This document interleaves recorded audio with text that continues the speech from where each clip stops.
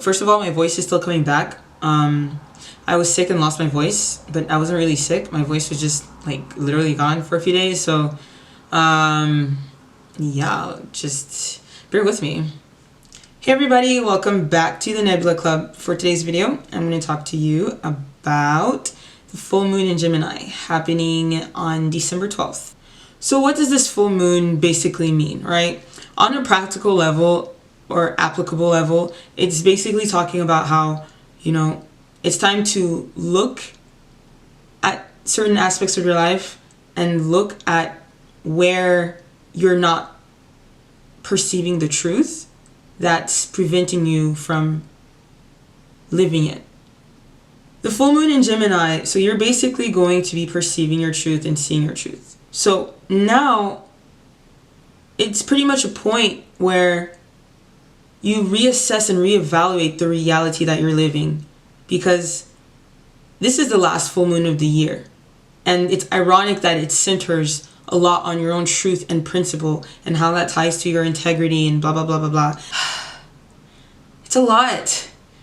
It's a lot to say. I'm trying to explain this simply. So the full moon itself in Gemini is you being able to perceive the truth about an experience or experiences that are just the focal point. It's basically assessing things. We're in a time where we're assessing things, but from a very simple core perspective.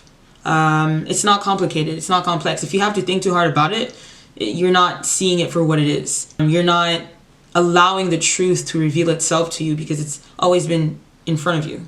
It's just a matter of how you choose to perceive it.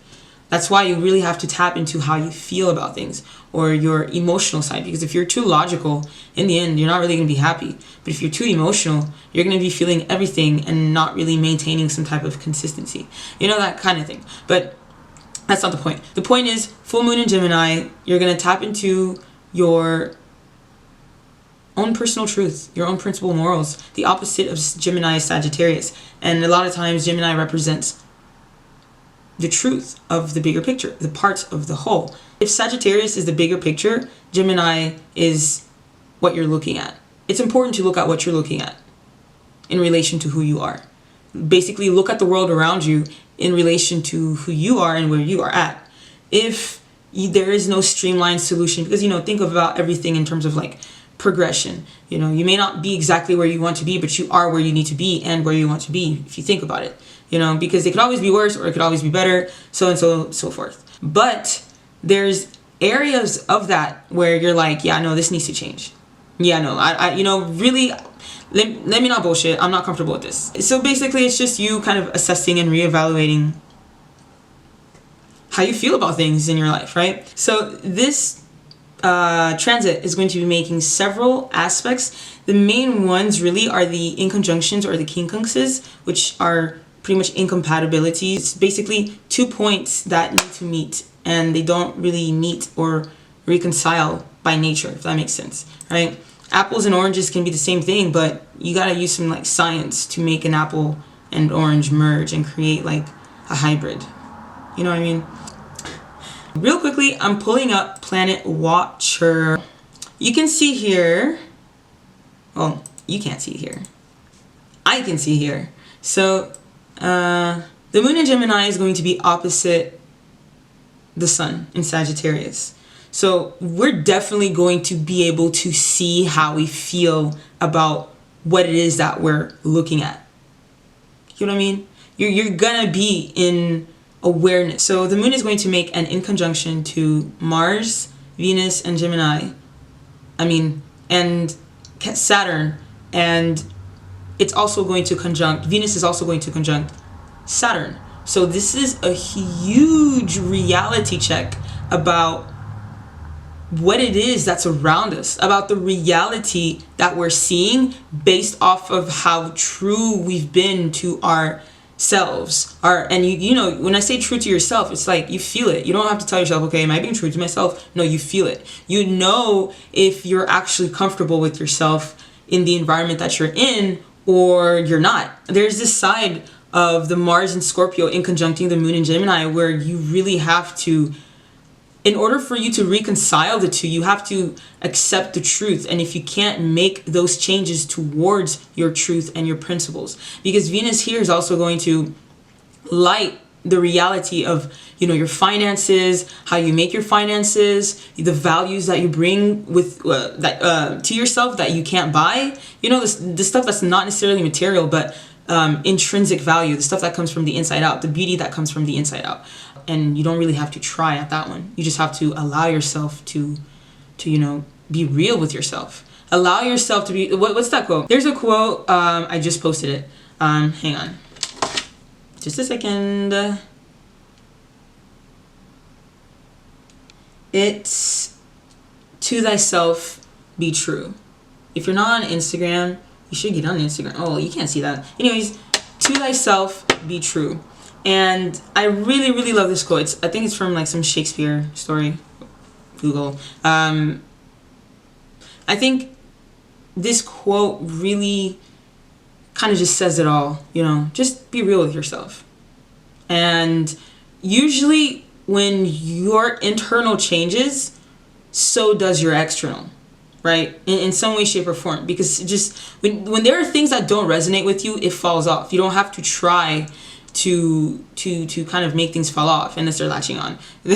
Then in that sense, you kind of just, you know, it's like, just let it go, you know, like just do it. Like there's just some things that need to be done, you know. You'll feel a lot better, because there's nothing worse than feeling like you're bringing a past you would rather leave as the past into the future, like into 2020. Say you're like mid-January 2020, and you're still dragging some bullshit that you thought you were done with. It's like, it's disillusionment, essentially. You don't want that. Because all this Capricorn energy, all this reality will come in like a wrecking ball, shattering what you thought was real if you don't keep it real. Maintain authenticity with yourself, because that's what Capricorn is. It's, you know, the whole concept of nothing's good, nothing's bad. Thinking makes it so. Without getting a little too crazy, it kind of applies. It's like, yeah, we still have to have boundaries and restrictions, otherwise it'd be chaos, but don't be afraid to live your own truth. What's true for you is true for you. Because if you're not honest with yourself, you're pretty much a slave to your reality.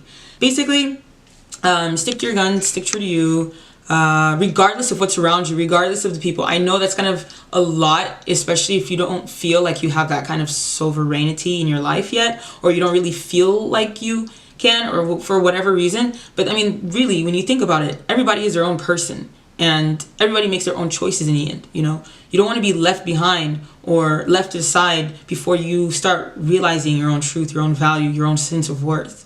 That kind of has to be a constant. In that way, you also connect with people who would indirectly, automatically value you, because you value yourself, because you respect yourself, because you cherish yourself. But I feel like I'm touching in too much like human psychology, but what is astrology?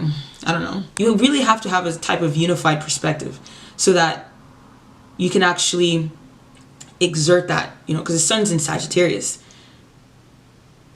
Oh yeah, and the square that all this Capricorn energy makes to Chiron and Aries, when it hurts, it's going to hurt.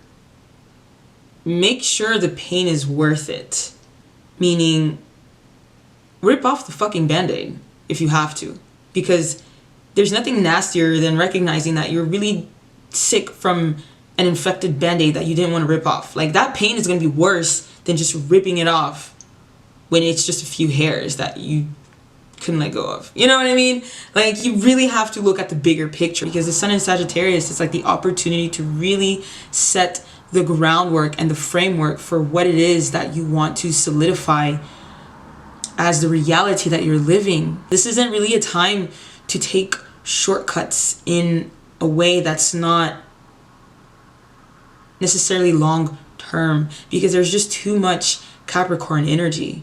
We had all that time to kind of, you know, experiment, so to speak. Now the choices that you make, you can still experiment, obviously. Like, you have to progress in your life, but it's like the consequences will be heavier.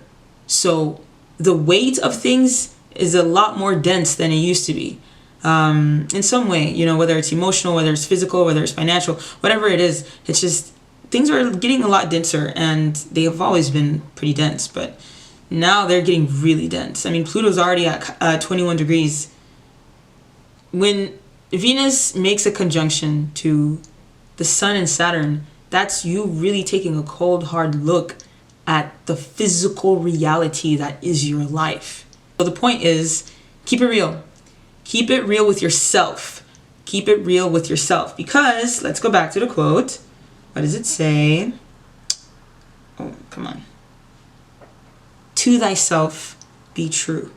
It's just the reality of what is. It's like, think of you visiting an art museum and everybody's looking at the same painting you're looking at. You're looking at what it is. Everything, you're analyzing it. Look at the cracks in the painting. Like, look at it. Look at the frame. Look at the shadows. Really look at it. This is why I like to be in art museums sometimes, because people actually take the time to look at what it takes to make what they're looking at, or what they want to feel, or what they're feeling. You know, they really take time to do the opposite of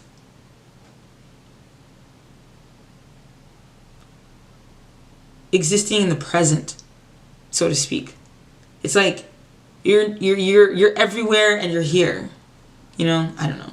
Anyways, finish up any loose ends, tie up any loose ends. This is, oh my goodness, how can I forget this? This is a time of transition. Like, literally a point of transition where you feel like this isn't Halloween anymore. This isn't Thanksgiving anymore. This isn't the beginning of November anymore. We are almost in the middle of December. Okay, so it's getting real. There's basically 1.5 weeks left, or about, until Capricorn season.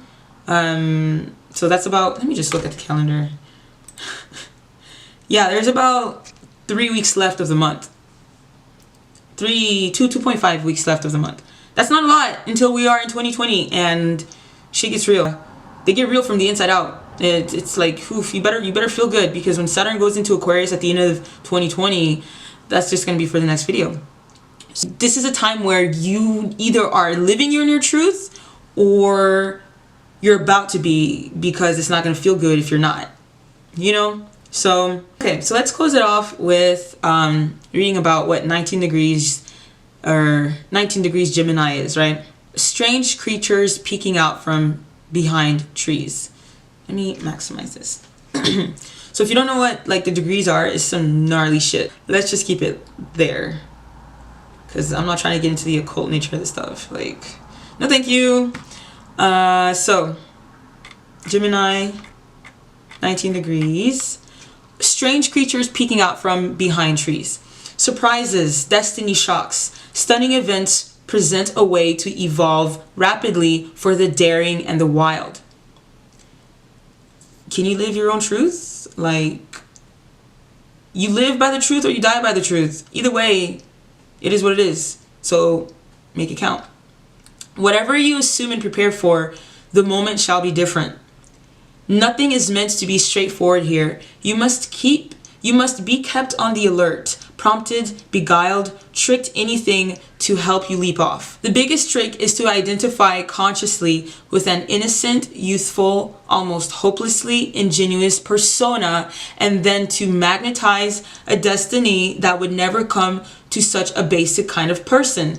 This way, the edge, the tension, the joke is perfectly poised, stretched just far enough to trip you up every time.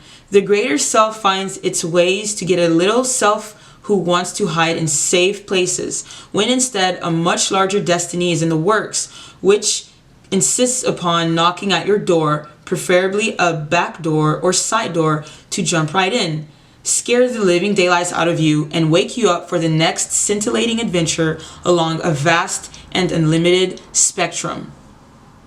If you didn't understand it, watch this video again and then listen to the 19th degree Gemini, because it's creepy how it kind of, yeah, like it's the percentage level. How much of the bullshit are you willing to carry or tolerate, basically?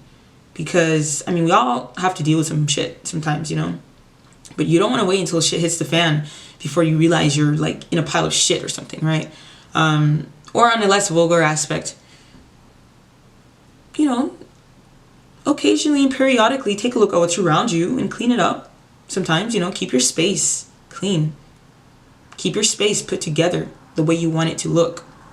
That's it. Anyways, thank you so much for watching, and I have a holiday sale still going on. The chart analysis are 40% off, and yeah, thanks for watching, and until next time.